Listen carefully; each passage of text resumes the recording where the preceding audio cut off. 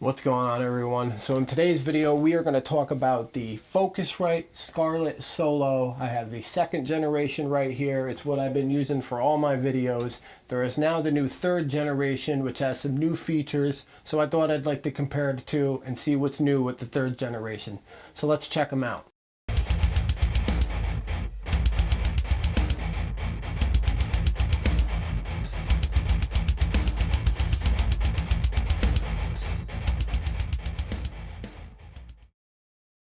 Alright, so once again we have the Focusrite Scarlett Solo. This is the second generation unit. I've had mine for over a year now, so plenty of time to use it. The audio you hear now is actually going out of a condenser mic right into the interface itself. Pretty cool little features on this thing. There is now a third generation. There is some differences between the two. I'm going to go over some differences and then tell you the features about both of them. As far as the second generation, we have a 2-in, 2-out USB interface.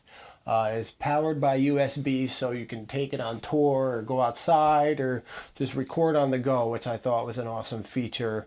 Definitely will help a lot of musicians that like to record in different places and whatnot. Not too harsh on the battery life of your computer or anything like that. As far as outputs, on the back you have a red and white RCA left and right out, and then on the front you have a 1/4-inch headphone jack, which above that what that's going to have is a switch that they call a direct monitor switch. And what that switch does is basically it's going to, when you turn it on, you're going to hear the raw audio of what's going into the interface, and then when you turn the switch off you're going to hear the audio that's pretty much coming out of the interface, out of your DAW or whatever you have it assigned to.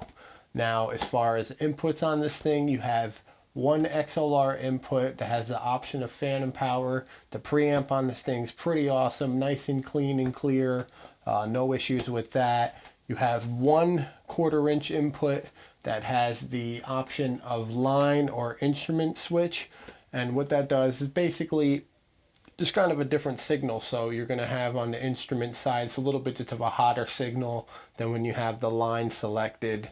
It's just a little bit of a lower signal. So each input also has its own separate gain knob, and then around the gain knob itself you're going to have a light ring. And what the light ring does is basically shows you the amount of your signal coming in. So you're basically going to go green, orange to red. Obviously red is clipping. You don't ever want to be just staying in the red. Once in a while it's okay. I usually go off my DAW instead, but yeah, I think that's an awesome feature, having like the ring instead of like just a regular, a lot of like soundboards will just have, or some interfaces will just have a clip light, which will just be red when you're clipping. But I kind of like the whole, you know, green to orange to red thing. I think it really helps out a lot, especially for beginners. I really think it's cool that you have each gain knob for each thing, each input. I think that's a really cool feature. Now you do get some software with this thing. You're going to get Ableton Live Lite, Pro Tools First, Addictive Keys, and Softtube. Everything's super easy to install, no problems there.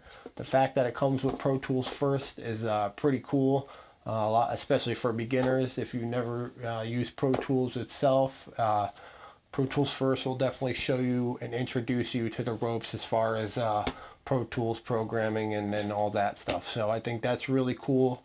Super easy to install, super easy to go on and register the product and just get everything going. All the directions and how to do everything is basically inside the box. You're going to have your, you know, your purchase code and everything in there just to get everything going. So I thought that was pretty cool. As far as the third generation, I do not have one on hand, but I'm going to show you a picture on the screen here, or here, or here, or there, wherever. You'll see it. And there is some different features. Now it is going to be a Type-C to Type-A USB cord, so they changed the USB cord itself. The outputs on the back are going to go from RCA to, now on the third generation they are 1/4-inch out. They probably did that just because a lot of more studio monitors are either XLR or 1/4-inch. I happen to have a different set of studio monitors in here that are RCA, so I thought that the second generation was pretty much a perfect fit for that. So the third generation has a couple different features like the 1/4 inch outs. It's going to have a button that is called the air button, and what that's going to do is it's going to allow you to just add a brighter, more open sound to your XLR channel. So it's just going to give you a nice brighter sound on the microphone. Another difference is like the direct monitor switch and the line or instrument switch is going to be push button instead of like a back and forth toggle like it is on the 2nd generation. So a little bit of a different, features there. I honestly think I like the 2nd generation more, in my opinion. They basically they all sound the same. I've done a test between the two. My buddy has one, and I made sure before I did this that, audio, like comparison between the two wasn't too different. And there was no difference at all, in my opinion. Like I said, the only difference is going to be you have that air button. So you could basically do that with EQing. You'll have, whether it's a preset or whatnot. If you have a plugin in Pro Tools, it's going to do the same thing, except it's basically just doing it so you don't have to use a plugin or whatever. So I thought that was a cool feature. As far as that, yeah, they're basically all the same units, same weight. They look the same. Obviously, in the pictures I've shown, you'll see there is some differences in the look as far as like where the buttons are and how the buttons look. But overall, everything is going to be the same units. I'm going to show you a couple clips of the DAW real quick on how like you would select what input is what, and then how you would select, assign the Focusrite in your DAW and everything else like that. So I'll show you that, and then I'll show you just some random pictures and clips of the Focusrite itself. Like I said, the audio you're hearing is going to be going from a condenser mic into the interface itself. So I'm not going to do a demo or anything. I kind of just wanted to keep this a quick and sweet little review since I've had this thing for a while. If you go to any one of my other videos, you can definitely hear any guitar or anything like that. It's going to be going into the interface with plugins used in Pro Tools or whatnot. So if you want to see how like a guitar sounds going through it, you can just watch some of my other videos.